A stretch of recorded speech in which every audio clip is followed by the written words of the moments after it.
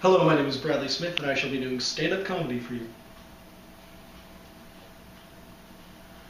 You know, whenever I started doing stand-up comedy, a lot of people always told me that I didn't really have the voice for stand-up comedy. But I really find that hard to believe when we have such stand-up comedian geniuses that didn't even have voices. And I think about my hero, one of the funniest people I've ever known. It just brings a tear to my eye whenever I think of all the laughter that Helen Keller has brought to the world.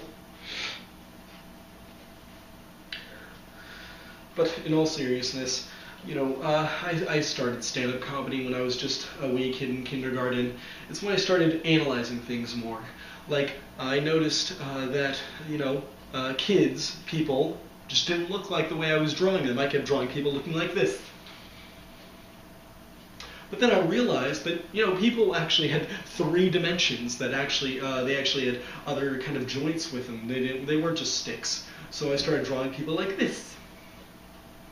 Sometimes I even got crazy, I would actually, make their legs move a little. I'd put them like this. I got very crazy with how I was drawing them. Other things. Also, as in kindergarten, we'd always watch the Smokey the Bear PSA, where you'd have Smokey the Bear come on and tell you about forest fires, how to protect them, and then at the end he'd point to the screen and say, "Only you can prevent forest fires." That really got me thinking. It really got me thinking, just, why the hell isn't the fire department doing their job? As a kid, though, I grew up in a very weird family. My mother, she actually left my family before I was born. So I mainly lived with my uncle and my father and my siblings. My uncle, he was very crazy, I have to admit. But some would say that he put the fun in dysfunctional family.